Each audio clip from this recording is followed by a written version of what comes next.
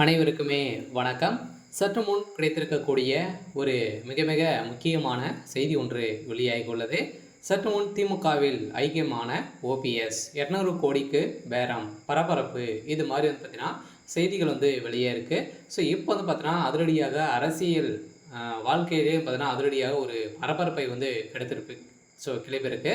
சொல்ல பார்த்தீங்கன்னா இப்போ அதிரடியாக அதிமுகவுடைய பொதுச் செயலாளராக ஏற்கனவே வந்து வேலை செய்திருந்த நிலையில இப்போ அதிரடியாக பார்த்தீங்கன்னா ஓபிஎஸ் அவர்கள் வந்து இப்போ பாஜகவில் வந்து கூட்டணியில் இருந்தார். இப்போ பாஜகவை வந்து பார்த்தீங்கன்னா கை கழுவி விட்டு இப்போ மீண்டும் மீண்டும் பார்த்தீங்கன்னா ஸ்டாலின் அவர்கள் வந்து சந்திச்சுட்டு வரும் நிலையில் இப்போ ஓபிஎஸ் வந்து பார்த்தீங்கன்னா நடந்து கொள்வது ஒரு மிகப்பெரிய அரசியல் நாடகமாகவே வந்து இருந்திருக்கு.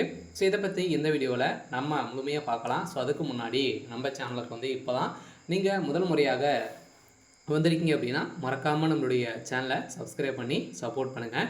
ஸோ வாங்க வீடியோக்குள்ளே போகலாம். ஸோ வந்து பார்த்தீங்கன்னா நேற்று வந்து பார்த்தீங்கன்னா பாஜகவை வந்து கை கழுவிட்டு அடுத்த நாளே பார்த்தீங்கன்னா திமுகவை வந்து முதல்வர் ஸ்டாலின் வந்து சந்தித்து அரசியல் விஷயங்களை வந்து பார்த்தீங்கன்னா பேசி வருவதாகவும் அவர் வந்து பார்த்தீங்கன்னா இன்டர்வியூவில் கூட்டு இருந்த நிலையில் அவர் வந்து பார்த்தீங்கன்னா சமயம் இருந்தால் நாங்கள் வந்து சேருவோம் அப்படின்றத வந்து பார்த்தீங்கன்னா ஒரு வெளிப்படையாகவே வந்து சொல்லியிருந்த நிலையில் தான் இப்போ அதிரடியாக வந்து அரசு அதிமுகவுக்கு ஒரு பெரும் அதிர்ச்சியை வந்து சொல்லிச்சிருக்கு. ஏற்கனவே பார்த்தீங்கன்னா ஒரு ஓபிஎஸ் அவர்களும் பார்த்தீங்கன்னா இப்போ வந்து எதில் வந்து கூட்டணி வைக்க போகிறாரு அப்படின்றத ஒரு மிகப்பெரிய எதிர்பார்ப்பாகவே வந்து இருக்குது. இருந்தாலுமே பாஜக கூட்டணியில் இருந்து விலகுவதாக அறிவித்துள்ள ஓபிஎஸ் பன்னீர்செல்வம் முதலமைச்சர் ஸ்டாலினை 24 மணி நேரத்தில் 3 முறை வந்து சந்தித்துள்ளார். ஸோ இந்த நிலையில் தான் பார்த்தீங்கன்னா ஜெயலலிதா மறைவுக்கு பிறகு அதிமுக அதிகார மோதல், அதிமுகவில் ஜெயலலிதாவிற்கு பிறகு முக்கிய தலைவராக ஓபிஎஸ் பன்னீர்செல்வம்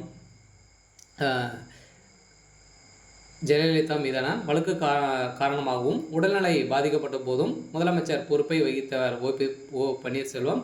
ஸோ கடந்த 2016ஆம் ஆண்டு ஜெயலலிதா மறைவுக்கு பின்னர் அதிமுக ஏற்பட்ட உட்கட்சி மோதல் காரணமாக பல பிளவுகள் வந்து சந்தித்தது. ஸோ முதலில் அதிமுகவை கழிக்க விட்டு சசிகலா சிறைக்கு செல்ல நேரிட்டதால் எடப்பாடி பழனிசாமியிடம் கட்சி மற்றும் ஆட்சியை வந்து ஒப்படைத்தார்.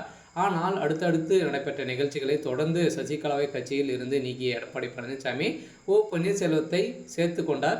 ஸோ இருந்தாலுமே இருவருக்கும் இருந்த மோதலின் அடிப்படையில் இப்போ அதிரடியாக பார்த்தீங்கன்னா இப்போ நேற்று நடந்த தகவலின் அடிப்படையில் ஸ்டாலின் அவர்கள் அதிமுகவில் வந்து பார்த்தீங்கன்னா ஓபிஎஸ் அவர்கள் வந்து பார்த்தீங்கன்னா இப்போ வந்து ஐக்கியமாக போகிறதாக ஓபிஎஸ்ஸில்